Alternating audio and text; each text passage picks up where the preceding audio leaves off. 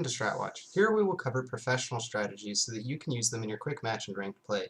These videos will focus on the heroes of these strategies and how to execute them so you can best understand them and use them in your own play. If you would like to cover any of the points on the specific heroes for this strategy, please pause the video here and you can read the points for a longer period of time. Moving right along into the strategy, Protect the President utilizes the idea that Bastion on the payload is a terrifying concept, using two Widowmakers that will flank out in the peripheries to control the actual payload in the map. Two Reinhardts sit with the Bastion on the payload and provide a maximum area of shield so that the Bastion can fire out. Use your Widowmakers at the beginning to spread out and get picks, even though at the beginning here Flat Earth is able to push out and control the payload, picking off many heroes of Cloud9 and ultimately leading to a team wipe. You can see that the ability to get on the payload is much easier when you have two Widowmakers spread out picking heroes. The two Reinhardts create a large area of space so that the Bastion can operate on the payload and actually stay alive for a long period of time, dishing out that kind of damage. The two Reinhardts themselves also dish out a fair bit of damage in close range, which we'll get to see plenty in a second.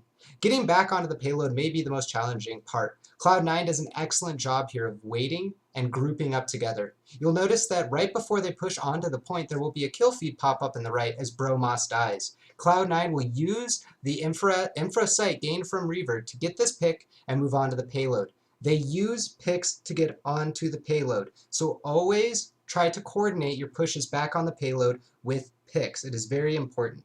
Once you have resumed the setup, go ahead and go back to what you're doing. Spread out your two Widowmakers, continue to pick apart people, and cover the cover Widowmakers with each other as well as the Bastion. This first fight is very critical, as you can see here that they do lose one of the Widowmakers and Bastion does die here, but Mercy saves the res for Bastion. He is then able to go, he was able to go into tank mode before this, get many picks. He was then resurrected and able to get back on the point. So the key things to remember about this first fight is that the Reinhardts and the Widows need to create space for the Bastion. When everyone is focusing on the Bastion, the other heroes have room to operate. The Mercy was able to save the resurrection and time it with the Bastion, getting Bastion back onto the payload so that they can continue to push easily.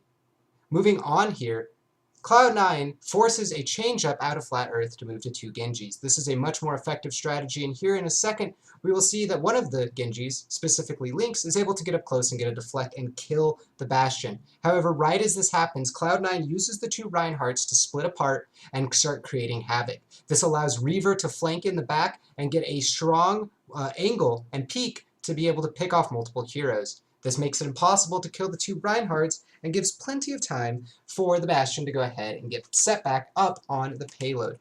Remember, this entire time that Mercy is not necessarily on the payload, rather she is going to be bouncing back and forth between the Reinhardts, the Bastion, and the Widowmakers to be able to get maximum healing off but also stay alive. You want to amp the Bastion as much as possible. Here in this third fight, you can see that they try to actually actively shut down the Widowmakers. You have one of the Genjis go and take out Reaver across the map, Reaver right here, and then across the map, Grego was being harassed and eventually is forced to move away from the point.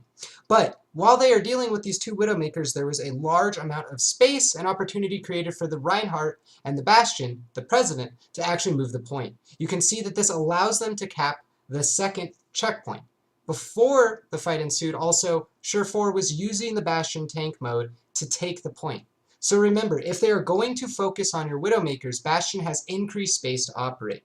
Use the dual and triple threats between your double Reinhardt, your double Widow, and your Bastion to juggle the enemy team's attention and make it impossible for them to actually kill your primary sources of damage.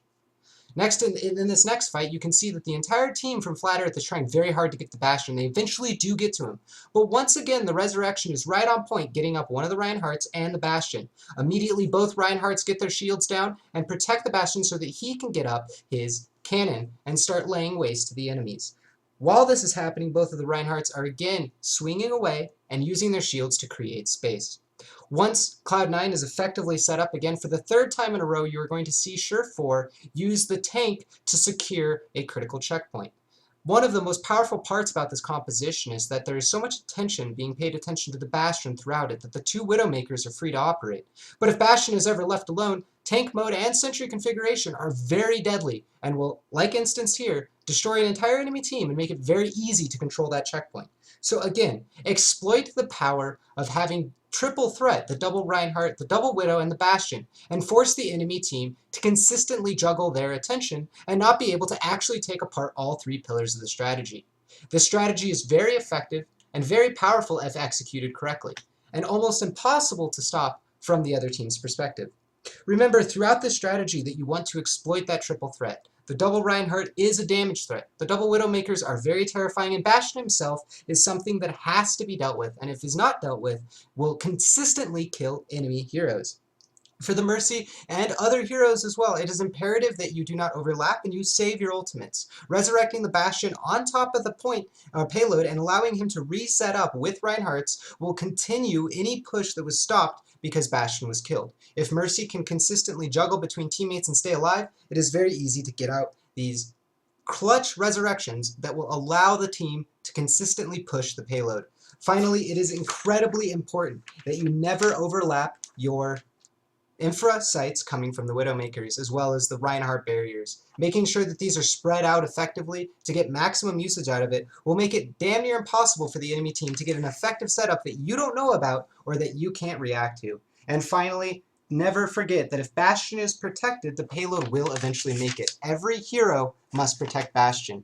If you can successfully protect the President until the end of the map, you will be guaranteed to win. Thank you so much for watching this week's episode of Stratwatch. I hope to cover more topics of this nature, and I hope to help you guys get more pro strategies into your repertoire to make you guys better players. Again, I apologize for any quality or content issues. This was the first video, and I hope to make these more refined and be able to use the replay system for the game that hopefully will come out in launch. Thank you very much again, and have a great day, and I hope to see you guys around for the next episode of Stratwatch.